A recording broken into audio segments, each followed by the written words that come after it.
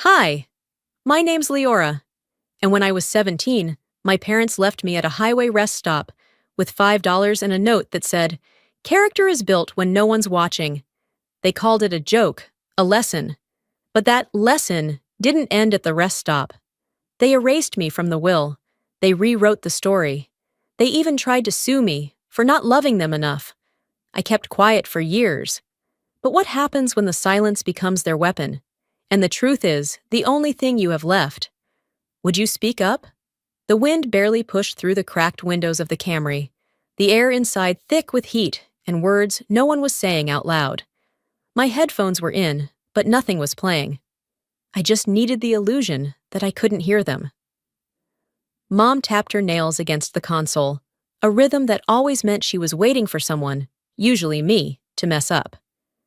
Dad gripped the steering wheel like it might float away if he let go. And in the front passenger seat, Marjorie flipped through her psychology textbook like it was gospel. She didn't glance back at me. She never really did. We were somewhere past Rifle, Colorado, pushing west on I-70, supposedly on our way back from Marjorie's campus tour. But I'd stopped keeping track of the route miles ago. The silence in that car had a weight to it, like wet clothes you couldn't take off. "Quick stop," Dad muttered. No one asked if I needed anything. He just pulled into the nearest rest area, dust flying off the pavement as we parked near the vending machines. There was nothing around but trees and cracked concrete. The place looked abandoned, like even the squirrels had decided to move on. I pulled my headphones off. "Bathroom break?" Mom turned in her seat, smiling that smile she saved for company and passive-aggressive conversations. "Why don't you grab us something cold, sweetie? A soda for your dad. Water for me." I didn't argue. I knew better. The minute you questioned anything in that car, the tone changed. It always started with disappointment, then spiraled into guilt. So I stepped out into the heat, grabbed my wallet from my hoodie pocket, and walked to the machines. The sun was brutal. My shoes stuck slightly to the asphalt with each step.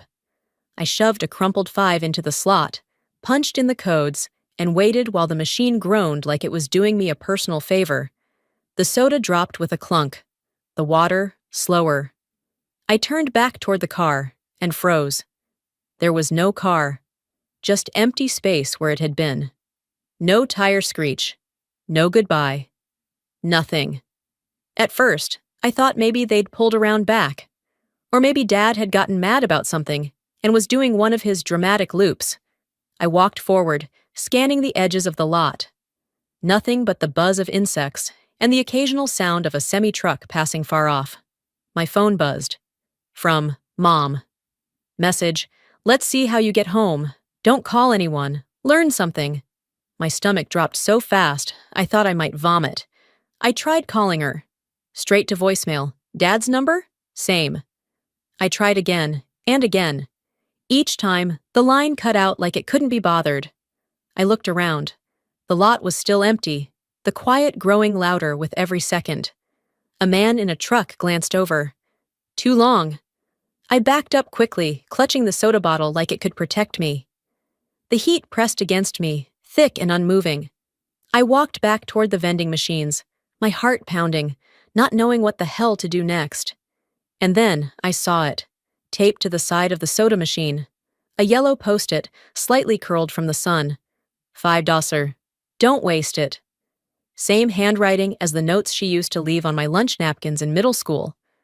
Back when I still thought she was the kind of mom who would come through if things got bad enough. I didn't sit down. I couldn't. If I stopped moving, I might lose whatever hold I had left on the tiny sliver of control still inside me.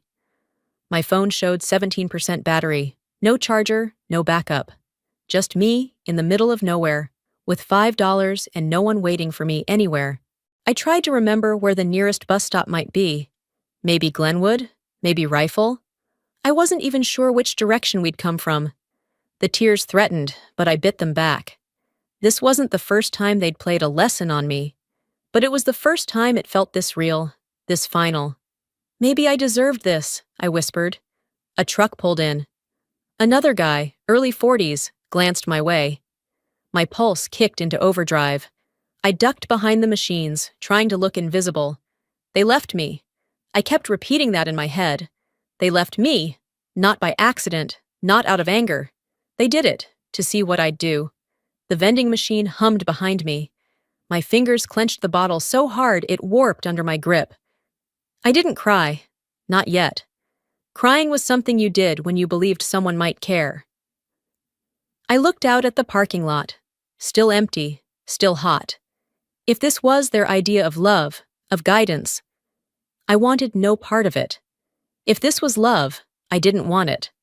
But I didn't get to choose love, not when it was wired into me like survival. That memory, the heat, the silence, the sound of my footsteps on gravel as I walked back toward nothing, it stayed lodged behind my ribs like a shard of glass.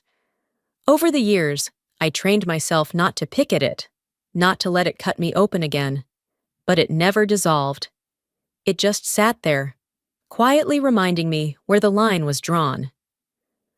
Late last night, I was sorting through a drawer I hadn't opened in years, looking for a replacement charger, of all things. What I found instead was a notebook from college, tucked behind old receipts and half-dried pens. Wedged between the pages was a photo, me and Marjorie, taken just a few weeks before the test. She had her arm around me. My face was soft, still clinging to the idea that she might actually care. I stared at that picture for a long time. Then I flipped it over. No caption. Just a smudge of ink, like someone had started to write something and thought better of it.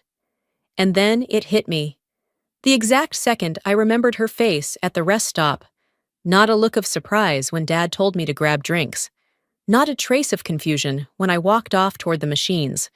No hesitation. Just a smirk. Barely there, but clear now. As if she already knew what was about to happen and had decided to enjoy the show. It wasn't a test, it was theater. And I was the punchline. The next time I saw her was 5 years later at Thanksgiving. The whole family had gathered at my aunt's house outside Boulder. By then, I had a job, a shared apartment, and had mastered the art of not bringing anything real to the table, emotionally or otherwise. Dinner was winding down. People were laughing over pie. That's when Wendell, my father, lifted his wine glass and said, "Remember Leora's big independence lesson?" I froze, fork halfway to my mouth. Marjorie's eyes lit up. "Oh, you mean the $5 drop-off?" She chuckled. She made it home with more dignity than change. Isn't that something? The room burst into laughter. My aunt elbowed me gently. "You were always such a resilient little thing." I chewed slowly, swallowed. Let the burn settle in my chest. I could have said something right then. I could have flipped the table. But I just nodded like they'd earned the right to laugh. Like it was somehow noble to be turned into a cautionary tale at dessert. I stayed quiet through the rest of the night. Helped wash dishes. Hugged people goodbye. I even thanked Mom for the sweet potatoes. Then I went home and deleted every photo I had of that night. That was the last family event I ever attended. From that point on, I began collecting, not souvenirs, but proof. Screenshots of texts, voicemails that went from sweet to manipulative, casual slips in conversations where they told people they'd tough-loved me into greatness. Every piece went into a folder on a drive I kept encrypted, labeled simply, "Just in case." I wasn't angry, not then. I was just preparing, quietly building the only kind of armor they couldn't see. Back in my apartment today, I looked at that photo one more time. Marjorie's smirk, my soft face, the before and after of trust. Then I tapped and held, delete. A simple act, no rage, no ceremony. If history is written by the loudest voice, then I guess it's time I started speaking up. And if they didn't want their version questioned, maybe they should have thought twice before laughing at mine. I closed my laptop and walked across the studio to the archive shelves tucked into the back wall. It was quiet. Mid-morning, slow traffic outside. Just the faint buzz of my assistant humming to herself in the front office. I wasn't looking for anything specific. I just needed to move my hands, sift through something physical, something I could control. My fingers grazed a napkin folded neatly between two leather-bound design journals. I recognized the print right away. Diner style, cheap and soft. There was a grease stain on one corner and a ballpoint scrawl on the back. "Come back soon, sweetheart. Be safe." My throat tightened, not from emotion, but from the flood of memory that came rushing up too fast. I was 17, stiff from walking, shoes cutting into my heels, skin sunburned in patches. The vending machines had spit out 2 bottles for $5. No change, of course, and I hadn't had the nerve to ask anyone for help. Not at first. I walked alongside the road until the shoulder widened enough to feel like a choice instead of a punishment. After a few miles, I reached a gas station where I asked to use the bathroom and bought a bottle of water with my last coins. I lingered outside, pretending to wait for someone. I told the attendant my parents were running late. I remember him squinting at me, his lips tightening like he knew I was lying, but he didn't press. Just past 9 p.m., a woman pulled in driving a dented blue pickup. She was older, maybe late 40s, wearing a name tag that read Peggy. I didn't even ask. She took one look at me, leaned out her window, and said, "You look like you could use a booth and a hot plate." I nodded, got in, never looked back. She dropped me at a diner near Rifle, told me she'd be back for the late shift after 2 a.m. I sat in a corner booth, and the waitress, same age, same energy, gave me a sandwich without asking if I could pay. When I tried to explain, she just waved it off and said, "Don't worry about it. Happens more than you think." I didn't sleep much that night, but the vinyl booth was soft enough, and I kept my head down. I told the waitress my parents were nearby. "They're just arguing. I didn't want to be in the way." She nodded like she'd heard that before. I don't think she believed me, but she let me be. By sunrise, I'd mapped out a plan on the back of a napkin. How to get to Glenwood, which buses ran where, and what I could possibly do to buy myself more time. I never called anyone. I didn't cry. I carried the shame like a secret badge, something sharp and folded, hidden in the lining of my jacket. The napkin I held now, years later in my office, was the same one I'd used to map my escape. I'd kept it all this time without even knowing. I slid it gently into a file labeled Personal Reference and stood still for a moment, breathing in the quiet. The weight of old things can surprise you. Eventually, I returned to my desk, where renderings for a new cafe design waited on my screen. My studio had grown slowly, from redesigns in local bakeries to full build-outs for clients who didn't blink at 5-figure invoices. No loans, no co-signers, no family funds. No one helped me, but no one stood in my way either. And that had been enough. Until Marjorie came through the studio doors like nothing had ever happened. It was 4 years ago, late summer. She wore a blazer that screamed tenure track, and her eyes scanned the space like she was judging a model home. She didn't say congratulations. She didn't say sorry. She said, "Wow, you really made something out of that, huh?" I raised an eyebrow. "Out of what?" "That little test," she said, like it was a shared memory. "Dad's idea. $5 and a life lesson." My face didn't move, but I felt something click. She wasn't ashamed. She wasn't trying to apologize. She was proud. "You think that was character building?" I asked quietly. She shrugged. "I mean, look at you, independent, successful. You should be thanking him." I almost laughed. Instead, I gestured to the door. "Some of us build alone, others just supervise." She left without another word. That night, I created a new folder. This one wasn't called Just in Case. It was labeled Proof They Always Knew.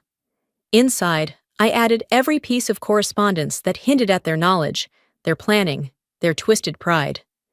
I created a document, blank but titled, The Beginning of My Side of the Story, and I saved it with a single keystroke, knowing I wasn't quite ready to write it yet, but I would be soon. The next morning, while sipping lukewarm coffee at my desk, my assistant poked her head into my office. Her voice was careful, like she was trying not to disturb a sleeping animal. "There's a woman named Delilah asking if you're available to meet. Says it's urgent." I didn't look up right away. I just closed the folder on my screen, proof they always knew, and took a slow breath. Did she give a last name? She said she didn't need to. Of course she did. 9 years. That's how long it had been since I'd heard my mother's voice. Not since she called to say, "You can't punish us forever. Eventually, you'll grow up and understand." Apparently, the growing up was one-sided. "Tell her I'm free in 30 minutes, I said, standing up and already reaching for the blazer hanging behind the door. When they arrived, yes, they both came, it wasn't with tears or regret. No shaky voices. No handwritten apology cards like the ones they used to send to church friends after public fights. No, Delilah walked in like she owned the room. Wendell followed, scanning the space like a man sizing up a business deal. "Wow," Delilah breathed. "You've really done well for yourself." I didn't offer coffee. I didn't even gesture toward the chairs. They sat anyway. Wendell leaned back like he'd helped build this place. Impressive square footage, and the light, just beautiful. I waited. Delilah smoothed the hem of her blazer. "We were thinking, maybe it's time we started fresh, as a family." "Fresh," I repeated. She nodded. "You've built something amazing here. What if we contributed to the next phase? A shared space, your work, our name. It'd be symbolic." Wendell chimed in. "Legacy matters. Imagine our name on one of your properties. A family restoration project, you could say." I didn't answer. I just studied them. Their faces. The way Wendell's eyes flicked toward the glass trophy near the door. The way Delilah's hands hovered over her bag, like she might pull out a brochure. This wasn't a peace offering. This was a pitch. "You know," Wendell added, smiling just enough, "we gave you your first push. That rest stop, that was your origin story, wasn't it?" It took everything in me not to laugh. He said it like he was proud, like ditching your daughter on the side of a highway with $5 and a vague sense of justice had been some brilliant parenting move. I kept my face still. "Thanks for coming," I said, "but I don't do retroactive partnerships, especially not ones rooted in guilt." Delilah's smile faltered. "You're still angry." "I'm not angry," I said calmly. "I'm alert." They left a few minutes later. Not a slammed door, not a single insult. Just Wendell's final comment as they reached the elevator. "Don't forget who taught you to survive." The next afternoon, I received an email. No subject line, just a scanned document. My name was not on the estate anymore. Delilah and Wendell had revised their will. Marjorie was listed. So was a family friend from church. Me? I was omitted due to sustained estrangement and failure to uphold relational support. I wasn't supposed to see it. But someone, I still don't know who, sent it to me from a masked email. They'd already written me out. Now they were just making it official. I didn't cry.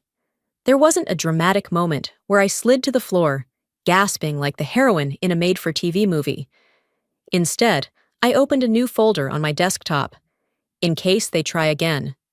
Inside, I started logging everything. The visit, the pitch, the estate change, copies of client contracts they might try to tie themselves to. I knew how they operated. They didn't fight fair, they rewrote. That evening, I dialed my lawyer. "This isn't about inheritance," I told him. "It's about narrative. Let's talk about reputation clauses." He didn't even ask for clarification. "You ready to draw a line?" I looked at the screen still glowing in front of me. My name, my company, my work. All of it built from the ashes of that $5 lesson. "No," I said. "I'm ready to carve it in stone." The following Thursday, just after I wrapped a design consult with a local bookstore, my phone buzzed with a Google alert. I was walking to my car, still half thinking about shelving dimensions and vintage light fixtures, when the headline hit me like a slap. Daughter abandons aging parents after fame and fortune.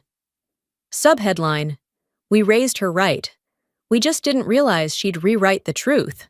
The article wasn't from a major outlet, just a blog, one of those community-run sites with too many ads and a comment section full of retirees, conspiracy theorists, and well-meaning strangers. But the reach wasn't the problem. It was what it said. They painted me as a selfish opportunist, a once troubled teen who had been rescued by loving, strict parents, only to toss them aside the moment she made a name for herself. After all we did for her, the article quoted, supposedly from Delilah, she cut us off. Cold. No calls, no birthdays, just a wall. The part that stunned me the most wasn't the lie. It was how well written the lie was. Polished. Strategic. It was clear. They didn't just want to discredit me. They wanted to replace my version with theirs. By the time I pulled into the garage, my inbox was a battlefield. Emails from local partners asking for clarification. A canceled meeting. Even my assistant had texted, "Let me know if you want me to pull our brand mentions off the main page until this blows over." I didn't respond. I needed a moment to breathe, to think before I spoke. That had always been the difference between me and them. I waited. I didn't flail. I calculated. By nightfall, the blog post had been reshared over a dozen times in community forums and small business Facebook groups. People who'd never met me had formed opinions about me. Ungrateful. Typical millennial. Another narcissist built by TikTok hustle culture. And then, nestled in the middle of the pile, was a comment from someone I vaguely remembered from high school. Didn't her parents abandon her at a rest stop or something? Reply, no, that was a misunderstanding. It was a teaching moment. Kids today are so dramatic. I stared at that screen until my eyes burned. I didn't cry. I didn't scream. But I opened my social app and started typing. Then I stopped, deleted it, typed again, paused. Finally, I posted this. I was left at a rest stop with $5. I didn't forget. They just assumed I would stay quiet. That was it. No hashtags, no dramatic punctuation, just truth, undecorated. The response was slow at first. A few likes. One heart. Then the messages started. Some were kind. A few were people who knew the family, who apologized for staying silent. One message came from a woman who used to teach Sunday school at our old church. I knew something wasn't right back then. I'm sorry I didn't say anything. Another from a cousin. If you need someone to speak up, I will. You were always the strong one, even when we didn't deserve your strength. But for every voice of support, there was someone parroting the lie. Sounds like someone's bitter they didn't get their inheritance. Maybe she just hates being held accountable. So dramatic. Who leaves a kid with only $5? That's ridiculous. It would have been laughable if it hadn't been so infuriating. I was ready for the noise.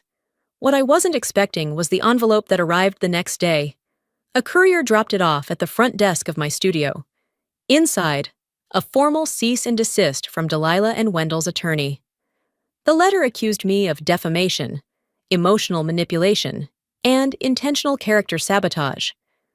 I read it twice, then set it down without blinking. My lawyer called an hour later. Want to respond now or wait until they escalate? I smiled for the first time in days. Oh, we're not responding. We're preparing. I forwarded him the blog post, the screenshots, the comment threads.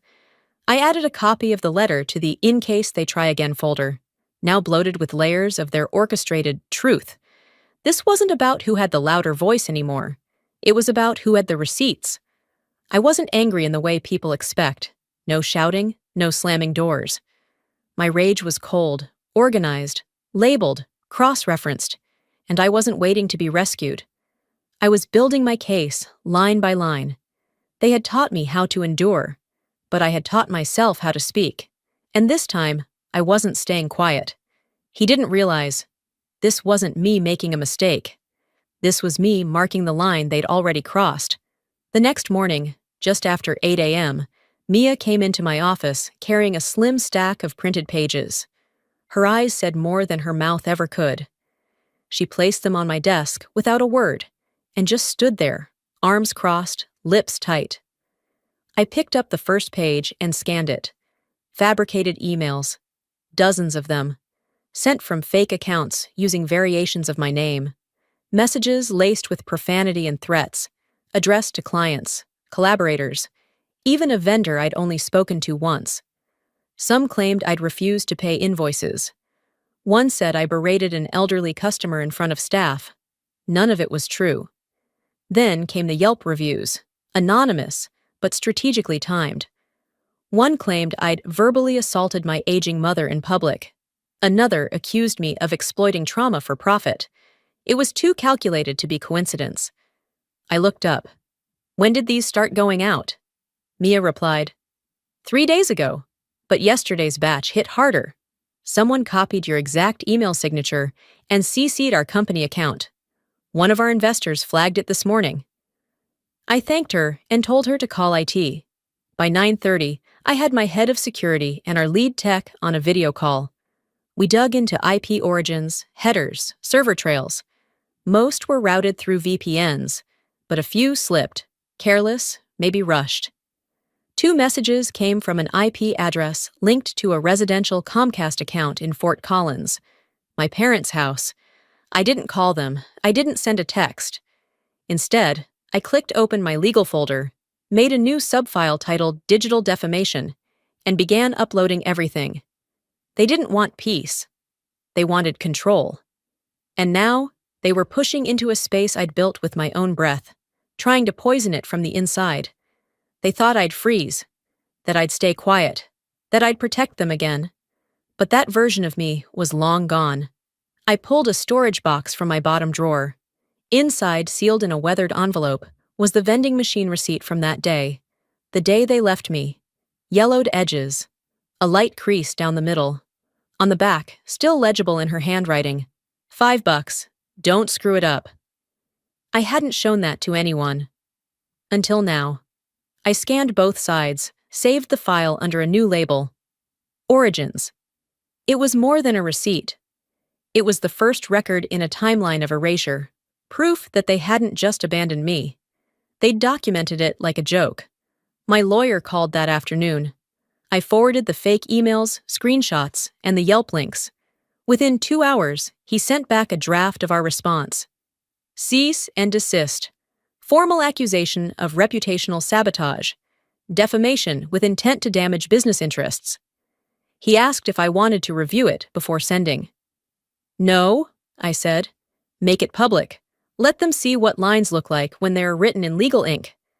He didn't flinch. You know this is going to escalate. I'm counting on it. We filed the letter by 5 p.m. That evening, I stayed at the office. I wasn't hiding. I was anchoring. This was my ground, my building, my name on the wall. Around 9 p.m., my phone buzzed. Voicemail. I didn't recognize the number, but something in my gut knew. I hit play. Wendell's voice came through, hoarse and slurred. He sounded like he was halfway through a bottle and not planning to stop. You think this ends with a letter? He said. You think dragging us into court makes you the hero? There was a pause. Breathing. A muttered curse I couldn't make out. You've made a mistake, Leora. You're not as untouchable as you think. Then the line went dead.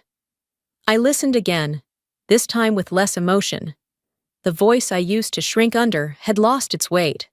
I forwarded the message to my lawyer, added a copy to the folder, and then, for the first time in months, I turned off the office lights and drove home with the windows down. The air wasn't clean, but it was mine. The air was still sharp from the drive home.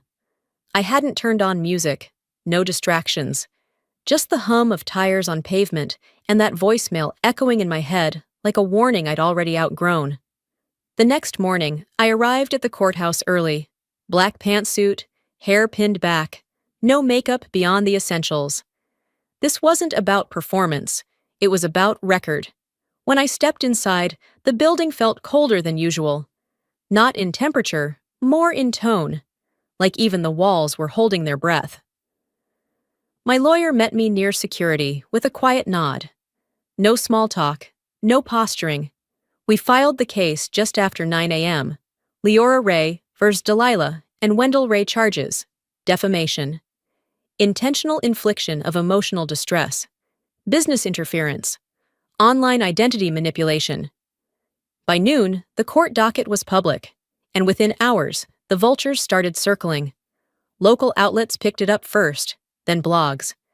Then someone on Twitter made a thread dissecting every scrap of online mess tied to my name for the past 6 months. All the fake emails, the timing of the Yelp reviews, the anonymous interviews in parenting forums. It unraveled quickly. And of course, Delilah and Wendell had a counter-move ready. That night, a glossy article hit the front page of a local magazine. When families fracture, a heartbroken mother's plea for peace, the cover photo was staged. Delilah seated at a garden table, holding a coffee mug like it weighed 10 pounds. Wendell behind her, hand on her shoulder, like they'd been living in a Hallmark card. The interview was everything I expected. Quotes about unconditional love, about daughters forgetting where they came from. Wendell said, "We never raised our voices. All we ever asked for was respect." Then came Marjorie, on livestream. The same sister who smirked at the rest stop, who praised the lesson years later. "She always misunderstood us," she said smoothly. "Our parents did the best they could. They gave her structure. She turned that into resentment." People ate it up. The wounded daughter versus well-meaning parents narrative. Clean, convenient, familiar. But I didn't flinch. I didn't even respond, not directly.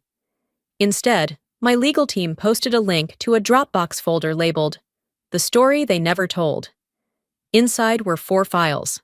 File 1, a scanned vending machine receipt, dated, time-stamped, location tagged. File 2, a screenshot of a text from Delilah, years later. "Let's see how long it takes you to get home. Don't call your aunt." File 3, property records for my studio, every penny documented, no co-signers, no family help. File 4, the video. Wendell, sitting in a folding chair at a barbecue, red Solo cup in hand. A friend behind the camera asking, "So what happened with Leora again?" He laughs, slaps his knee. "Left her with $5 and a soda. Told her to figure it out. Best damn parenting move I ever made. That shut her up real good for a while." Silence. Then laughter. He looks straight into the camera. "She'll thank me one day." The clip spread like wildfire. By the following afternoon, hashtags started showing up. $5 daughters, just character building, gone wrong. Taught, not loved. People started writing in. My inbox, once full of sponsorships and contracts, became a landing pad for stories. A teacher who was forced to walk home in the rain for forgetting her trumpet. A nurse whose dad locked her out for being 5 minutes late. A grandmother who still remembered being left at a bus station in '64. Not everyone believed me, but enough did. Support poured in, not with pity, but with recognition. Then my lawyer called again. "They've filed a new claim, counter-lawsuit, citing filial responsibility." I almost laughed. "Let me guess, emotional abandonment?" "Exactly. They're alleging neglect of parental care in their senior years." Of course they were. They couldn't win by narrative. So they pivoted to legality. But what they didn't realize was this. I wasn't reacting anymore. I was leading. "Perfect," I said. "Let's put it all on record." He paused. "You sure?" "They wanted to use law like a club. I'll use it like a scalpel." That night, I poured myself a glass of water, walked out onto my balcony, and stared out over Denver. Neon signs blinking in the distance, horns echoing low from a nearby freeway. I wasn't just fighting for me anymore. I was fighting for every daughter who was told that abandonment was a lesson, that silence was strength, that bruises were blessings in disguise. The truth wasn't just mine. It belonged to all of us. The sky was already beginning to turn when I got the call from my attorney. His voice was steady, but there was a tightness behind it, one I'd come to recognize over the years. The kind of tone people use when they're trying to tell you something ugly without making it sound dramatic. "They've filed the suit," he said.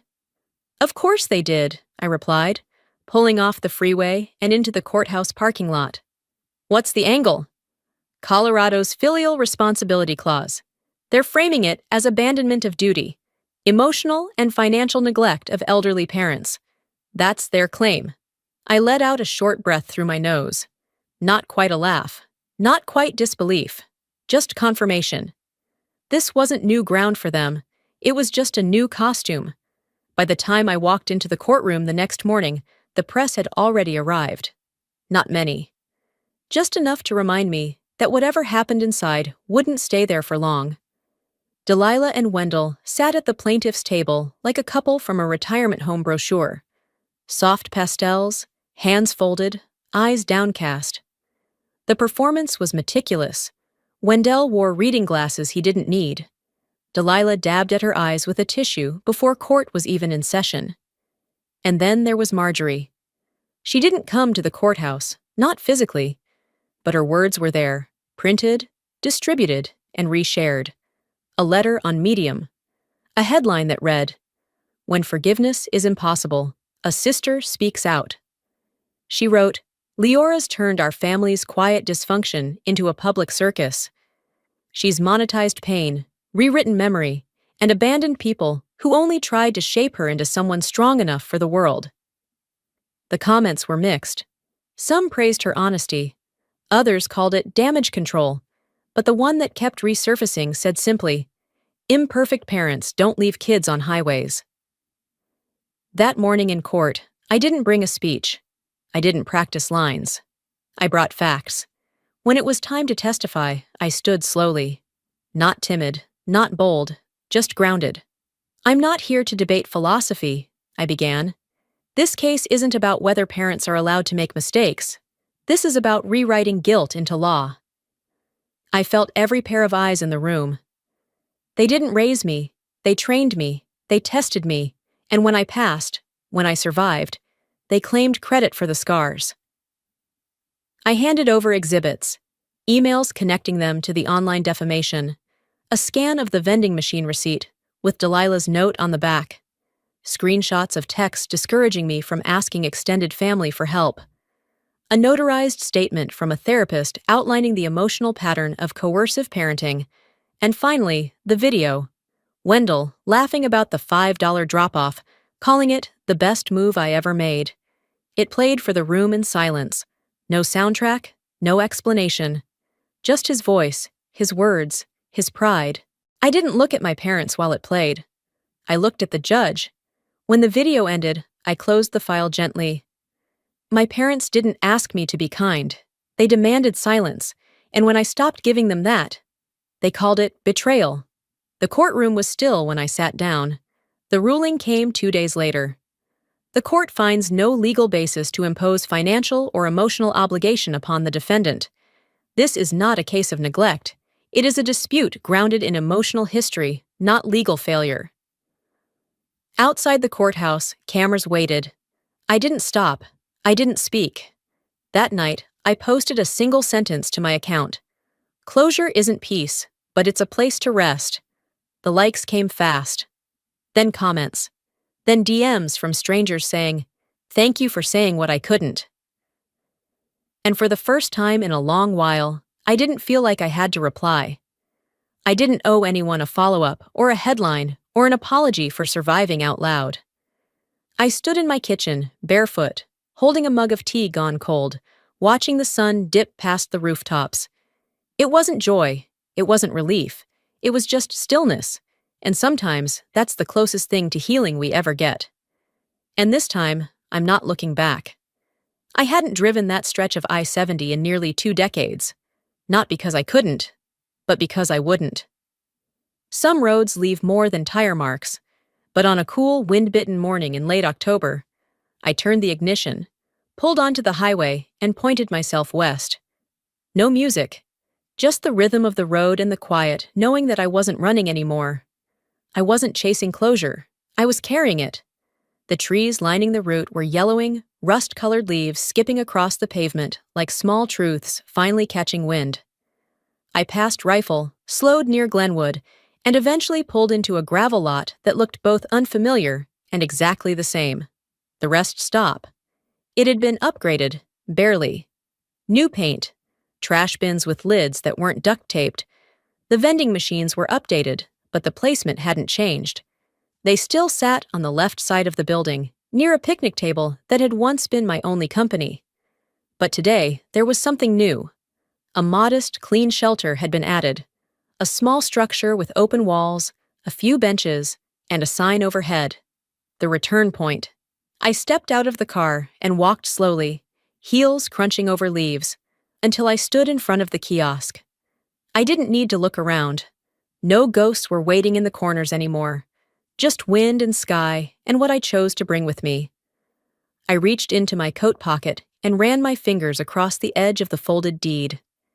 It was mine now. Legally, entirely. Purchased under a non-profit initiative I had formed with quiet intent and no press release.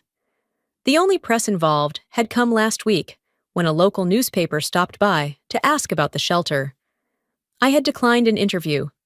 "This isn't about me," I'd told them. "It's about making sure someone else doesn't get left behind." I didn't mention the $5. I didn't mention the day. I didn't need to. Inside the shelter, there were small lockers for free hygiene kits, a map of public transportation lines, and vending machines that dispense snacks and bottled water. No payment required. Above one machine was a plaque that read, "For anyone who was left, may you find your way forward." I stood there for a long time, reading that sentence over and over. It wasn't meant to be poetic. It was just true. Footsteps behind me were soft, but I recognized them before I turned. Ramona. My aunt hadn't spoken to me since the court ruling. We'd exchanged a few messages, but nothing that felt like resolution. Still, there she was. Gray cardigan, hands folded in front of her, a worn envelope tucked under one arm. We didn't hug. She didn't cry. She simply walked up, placed the envelope on the bench near the vending machine, and sat down without a word. I followed. A few minutes passed before I reached for the envelope. Inside was a copy of the original complaint Delilah and Wendell had filed against me, now stamped in bold red, case dismissed. No note, no commentary, just the truth, handed back. Ramona didn't explain how she got it. I didn't ask. We sat quietly, letting the wind do the talking. Eventually, she glanced over. "I saw what you built here." I nodded. "It's good," she added. "It's right." That was all. No apologies. No retroactive defense. Just recognition. And sometimes that's the most someone can give when they weren't strong enough to fight for you before. We parted without ceremony. She headed toward her car. I stayed behind. There was one more thing I needed to do. I walked over to the stone slab near the edge of the lot, still cracked, still sitting just off the pavement like it had been waiting for something. I crouched down, reached into my purse, and pulled out a small folded bill. $5. I tucked it beneath the rock, not to honor the lesson, but to mark the distance between who I was and who I had become. No note, no explanation, just that simple offering. I stood, exhaled slowly, and walked back to my car. I didn't look back when I drove off. I didn't need to. Some people spend their whole lives waiting for someone to come back and say, "I'm sorry." I built a place where people could move forward without needing to hear it, and that, for me, was enough. Sometimes healing isn't about grand gestures or picture-perfect reunions. It's about reclaiming what was stolen: your voice, your dignity, your right to be the narrator of your own life. If you've ever been told to stay quiet, to be the bigger person, or that family is everything, even when that family hurt you, you're not alone. I spent years trying to earn love from people who saw me as a reflection of their control, not as a person. But survival taught me this: you don't owe anyone access to you just because you share DNA. Your peace is not selfish. Your boundaries are not betrayal. And walking away doesn't make you cold. It makes you brave. Now I want to ask you, have you ever had to choose distance over connection for the sake of your own mental and emotional safety? Have you ever been made to feel guilty for protecting your peace? Drop a 1 in the comments if this story hit home for you, or tell me where you're watching from. I love knowing how far these stories travel. And if you didn't connect with this video, I'm open to hearing that too. What didn't work for you? What would you like to see more of? And if you're still with me, thank you. Truly. If this story moved you or reminded you of your own journey, I hope you'll subscribe to the channel so you won't miss what's next. I share stories like this to remind people that survival is not the end. Sometimes it's just the beginning. See you in the next story.